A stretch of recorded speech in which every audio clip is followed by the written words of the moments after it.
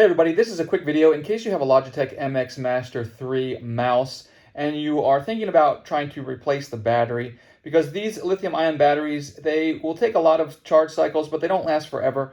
And you can actually replace the battery in here. It's actually not that hard to do.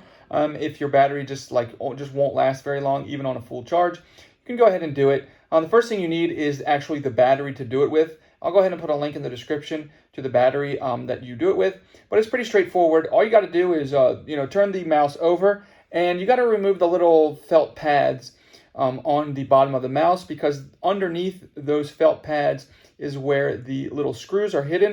And it's just a small Phillips head. They're circled here. You're just going to use a Phillips on the screws, and on this top one you need a T5 Torx little star screw. But other than that, this just pops out, and then you can just pull the mouse apart. You'll just have to, the only thing you'll have to do is that when you pull it apart, you'll notice there's this little interconnect cable that connects. You can just use a little screwdriver or something like that, or even your fingernail a lot of times can just pop that off. Just don't pull on the cable, push on the tab to pop the tab up.